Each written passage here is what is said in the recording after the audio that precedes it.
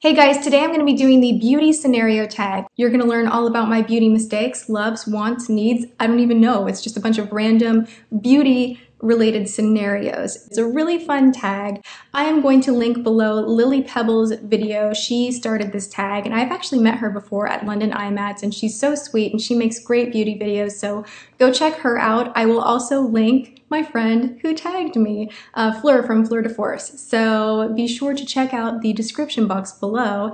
And now we are going to dive into all of my beauty scenario slash story time. Question number 1, you have to get rid of all of your foundations and you can only keep one drugstore and one high-end. What do you keep? As far as luxury foundation, it's really hard because this is kind of a tie. I love my Genius Gel by Marc Jacobs, but I'm kind of getting really back into the Chanel Vitalumiere Aqua. I'm wearing it today. I really love it. And it's Chanel. Like, you just kind of, not that Marc Jacobs isn't high-end luxury, but when you're like Chanel.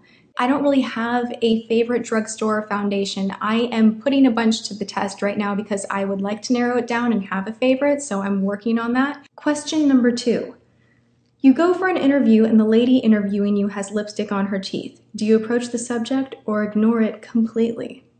If I was in any other situation, not in an interview, I would say something. If you're in an interview, I kind of think it would be really not the greatest thing in the world to be like, can we stop talking for a moment because you got a little, you need to fix this. It's bugging me.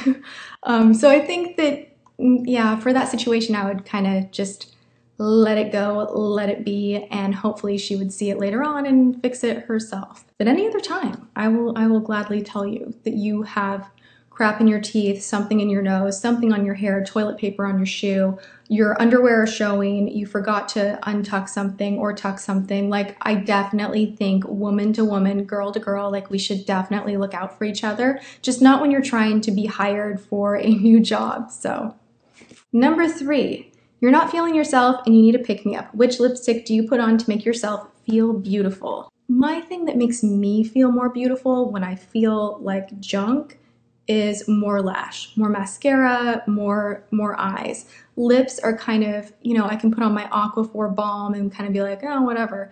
But if I want to feel really like I'm pampering myself and I kind of want to, reach for the more luxury item, I definitely reach for my YSL lipsticks when I need to feel very princessy and very pampered by my makeup.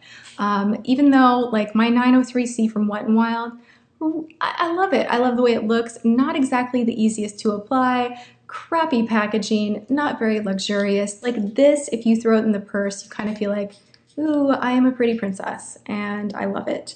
Very luxe. These are the Rouge Volupte lipsticks from YSL. Creamy, silky, gorgeous luxury item in my collection that I love. Number 4, you go back in time for a day to your teenage years. Let's just skip this question altogether because I do not want to go back to my teenage years. How would you do your hair and makeup differently? Let me just ramble off like quick things about what I did as a teenager that I think just were really bad. Really crunchy crimped hair. Blue highlights when I was in my goth phase. Highlighting my hair at home and not doing it correctly, so I look kind of like a tiger with orange stripes. I went through kind of I like to buy guys' clothes and I look really grunge and cool phase. I didn't actually go through any bad makeup phases that I can really remember. I've always been pretty good with my makeup. Like, I think I've always made it look pretty nice. It was more my clothing and my hair. Oh, I also had the mushroom bob. Before straighteners were really popular and you'd go and get a bob and then you'd like round brush it and it'd be kind of flat on the top and then like you look like you're like, I belong in Mario Brothers or something like that.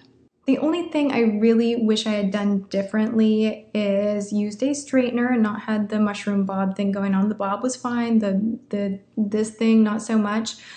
Fashion-wise, we're all going to explore different things, growing up, and even still, I'm sure 10 years from now I'll look back and I'll be like, what was I thinking? So I don't know that I would really change too much. It kind of, all those weird areas in my teen years kind of helped me to evolve to a place where I feel comfortable with my style. So, yes. You ask your hairdresser for a shoulder-length pixie lot haircut, but they hear you wrong and give you a pixie cut. Do you A, smile, say thank you, leave, call your mom hysterical, B, cry in the chair, things get awkward, or C, complain to the manager and demand a refund. Probably A and C combined. If someone gave me a pixie cut and I didn't like give them permission to, I would be traumatized. I do not look good with short hair. I love long hair. I've always loved long hair, like always. I just don't think short hair looks really good on me. So I think I would feel someone like cutting that short and I would just be like, no, you know. Your friend surprises you with a 4-day city break and you have 1 hour to pack. Which do-it-all palette do you pack in your makeup bag? For starters, I can pack in 30 minutes. And a lot. As far as like a makeup palette, I would have to say my Cargo Vintage Escape palette. Really, I can get so much use out of that. The highlight colors look great even on the cheekbone. I just really love that palette, but because that's limited and you guys are probably annoyed of me recommending that and you can't go buy it, I would say the Lorac Pro palette is awesome. You've got colors you can put in your brow, you can contour your nose, you can do a little highlighting, you can do your eye makeup, smoky, neutral, just whatever. It's a really great palette. 7, your house has been robbed. Don't worry, everyone is safe, but your beauty stash has been raided. What's the product you really hope is safe? You know, the first thing that comes to mind is that Vintage Escape palette because I would be super, super bummed if I could not replace it. But aside from that, the only thing that I would get like really bummed out about is if someone stole my perfume. I know that sounds weird because you could probably go and like replace it all, but I have different stories attached to each bottle and who bought it for me and if it was a gift and different times in my life, and it's all kind of displayed, and I love my little perfume collection, so if someone rated that, I would be pretty gosh darn upset. 8, your friend borrows your makeup and returns it in awful condition. Do you A, pretend you haven't noticed, B, ask them to repurchase it, or C, secretly do the same to something of theirs? That's hilarious. That would probably be like back in the day, sister revenge. No, I'm just kidding. I think most of my friends would probably offer to buy a new one, or if they broke something, they'd already have a new one. But more often than not, to be honest, like even when I loan things out, I'm usually like, just keep it. It's fine, just keep it.